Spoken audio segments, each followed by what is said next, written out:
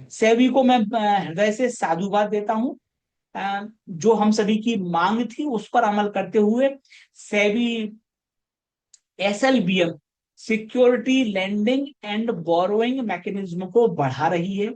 आप देखिए, why our market is distorted. NSE के 2600 शेयर्स में से मात्र 176 शेयर्स में एसएलबीएम अलाउड है। आप एसएलबीएम को ग्रो क्यों नहीं होने दे रहे हो? सौभाग्य है कि एसएलबीएम को ग्रो हो रहा है, तो होगा क्या? होगा यह है कि आपके पोर्टफोलियो में कोई स्टॉक पड़ा हुआ है जो आपको नहीं बेचना है, तो आप उस सिक्योरिटी को लेंड कर दोगे, बोरो करेंगे इंस्टीट्यूशंस आपसे, वो आपको महीने का रेंट देते हैं, वो बोरो करके सेल करेंगे। सेल करें, आग लगा दें, क्या मतलब? आपको, आपकी तो लॉन्ग टर्म होल्डिंग थी, आपको रेंट आएगा, शांति से दम मारो, दम मिट जाए, हम बोलो आप। शॉर्ट टर्म में किसी का भी अरे यार गिरने वाला है शेयर, तो वो आपसे लेके बोरो करके बेच देगा, फिर खरीद के आपको लौटा देगा। और जो मैं अभी आज कह रहा था कि हमारे मार्केट में अनफॉर्चुनेटली प्राइस डिस्टॉर्टेड है, वो इसलिए डिस्टॉर्टेड है क्योंकि हमने एसएलबीएम को ग्रो होने नहीं दिया। अमेरिका में बहुत होता है एसएलबीएम। तो आज की डेट में आप देखिए, कैश मार्केट के स्टॉक्स बहुत तेज भागते हैं और बहुत महंगे हैं। उसका कारण एकमात्र यही है कि हमारे देश की जो मंडी है वो मंडी छोटी है। आगे मैं किसी की बुराई नहीं कर रहा हूं, we are comparing two things. सौभाग्यवश है कि सेबी अभी कर रही है, इस साल के अंत तक एसएलबीएम मार्केट ग्रो होगा। हो सकता है करीबन 400, 350 से 400 स्टॉक्स में एसएलबीएम चालू हो जाए, बस बढ़िया है। और मैं कहता हूं ज्यादा से ज्यादा स्टॉक्स में आप एसएलबीएम लॉन्च कीजिए, ताकि लोग शेयर से शॉर्ट कर पाए। शॉर्ट करेंगे, मान लो देखिए, आप लोग कहेंगे अरे यार शेयर्स को चढ़ना ही चढ़ने होना, चढ़ने दो, कोई शॉर्ट ना कर पाए तो शेयर चढ़ते रहेंगे। बहुत ऐसा नहीं होता, तरतीब उल्टी है जनाब। उल्टी ये है कि अगर आप शॉर्ट करने का अवसर देंगे तो शेयर गिरेगा, लेकिन फिर ये और ऊपर जाएगा। लेकिन अगर आप शॉर्ट करने की कैपेबिलिटी नहीं दे रहे हो तो शेयर धीरे धीरे रहेगा, या शेयर बहुत तेज जाएगा। आपको ना तो ये पसंद है ना आपको ये पसंद है, आप यहां भी ट्रैप हो गए, आप ट्रैप यहां भी होंगे। आप ट्रैपिंग से बचोगे यहाँ पे, आपको अपॉर्चुनिटीज मिलेंगी यहाँ पे, बेटर प्राइस डिस्कवरी होगी यहाँ पर। तो shorting market should be there, लोगों को दाम गिराने का अवसर होना चाहिए। सेबी ये कर रही है, क्रांतिकारी घटनाक्रम है, मैं इसका तहे दिल से स्वागत करता हूं। जितने जल्दी ये कर दें उतना अच्छा हो जाएगा।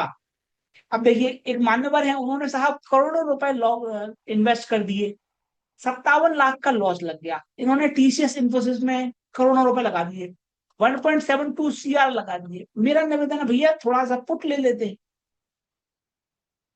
जब आप इतना बड़ा निवेश कर रहे हो तो थोड़ा पुट ले लो, इतना बड़ा निवेश कर रहे हो तो थोड़ा कॉल सेल कर दो, थोड़ा स्प्रेड बना लो, नहीं तो स्टॉप लॉस का पालन कर लो। कहीं तो आपको व्यवस्था करना पड़ेगी।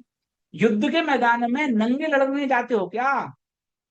अगर कोई, आप मुझे बताइए, मानव जाति के इतिहास में कब कब आपने देखा? टीवी पर आपने भी युद्ध देखे होंगे, सिनेमा हॉल में आपने भी युद्ध देखे होंगे, कौन नंगा जाता है भैया लड़ने युद्ध में?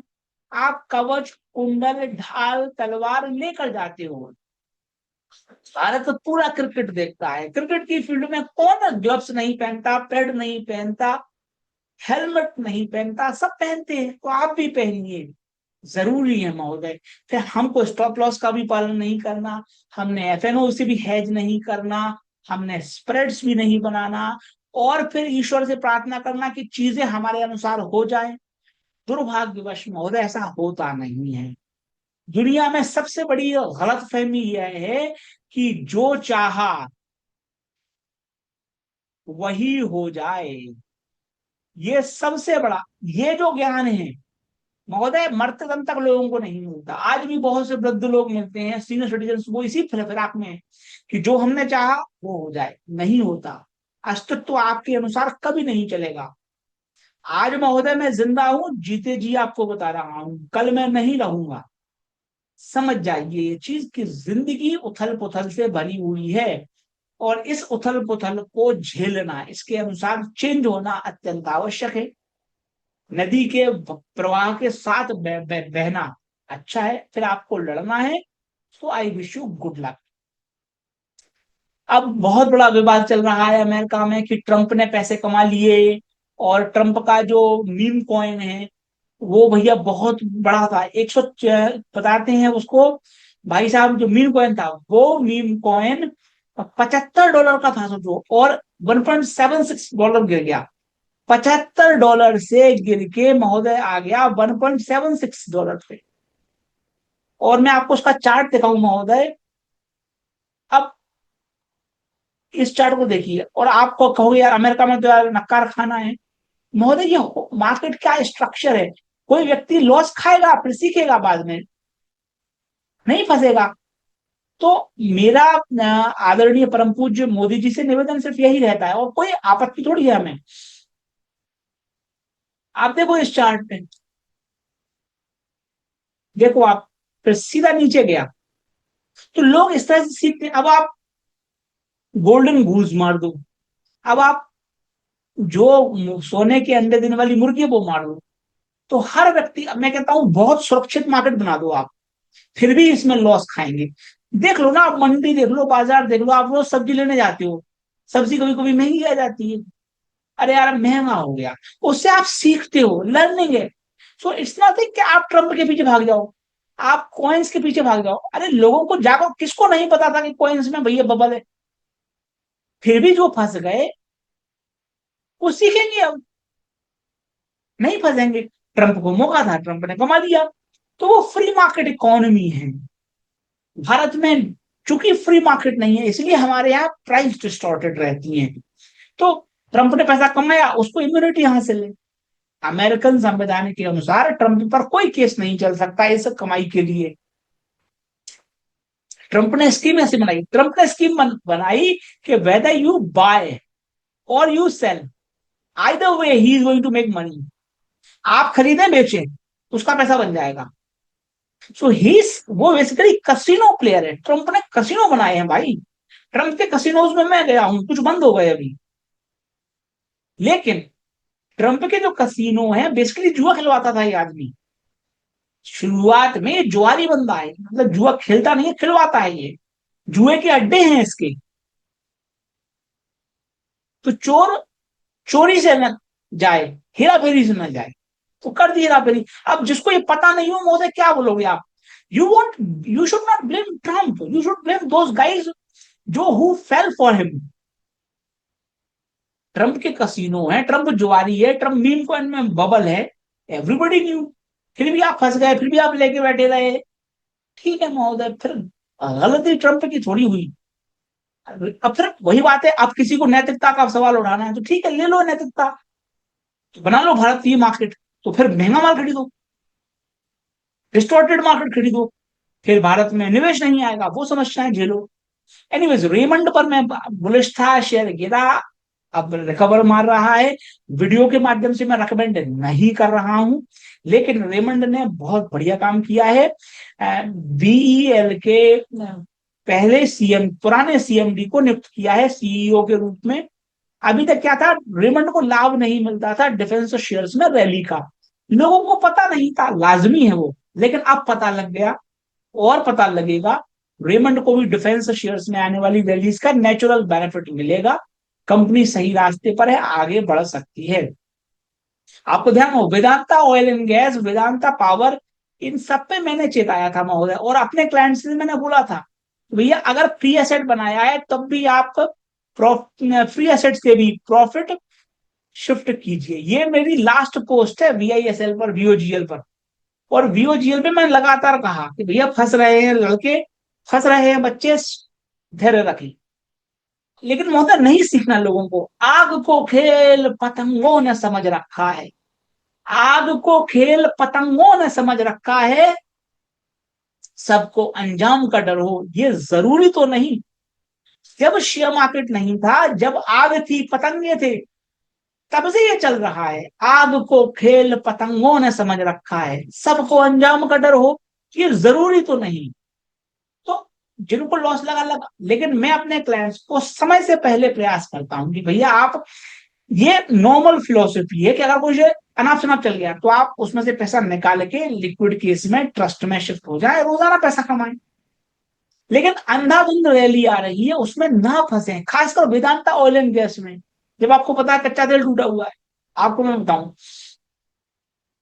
सबको पता था कच्चा तेल टूटा है, और जिसको नहीं पता वो फिर भी फंस गया, तो महोदय उसके लिए आप मार्केट थोड़ी बंद करवा दोगे।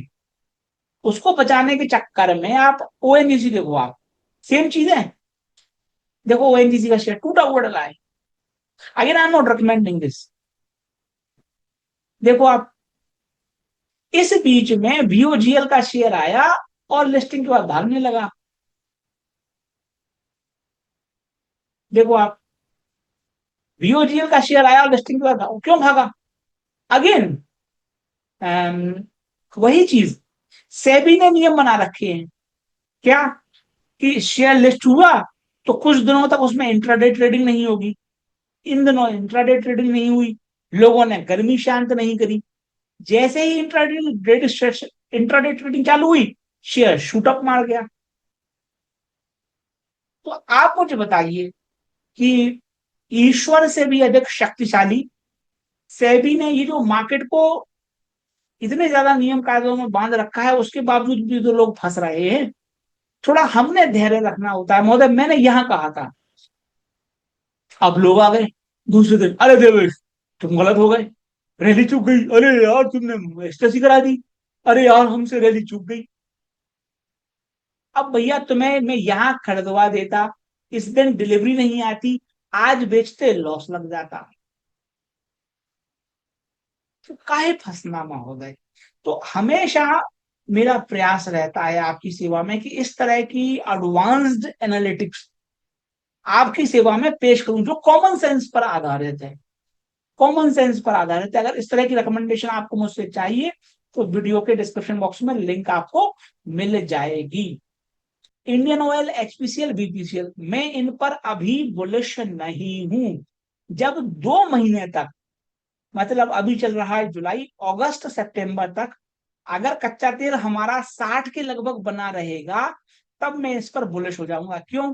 तब तक इनके लॉसेस रिकवर हो चुके होंगे, और तब चार्ट्स पर जब सिग्नल मिलेंगे, देखिए रैली के पहले, इसके पहले, ये जो रैली आएगी इसके पहले मेरा प्रयास रहेगा यहां पर निवेश की राय देने का, यहां पर। तो इनको चलना है, लेकिन हमको क्या है, इस दौर में पैसा फंसाना नहीं है 2 महीने, क्योंकि हम रोजाना लिक्विड केस के माध्यम से पैसा कमा सकते हैं। इसलिए आप इन पर नजर रखिए, निवेश का मौका जैसे ही आएगा मैं आपकी सेवा में रेकमेंड कर दूंगा।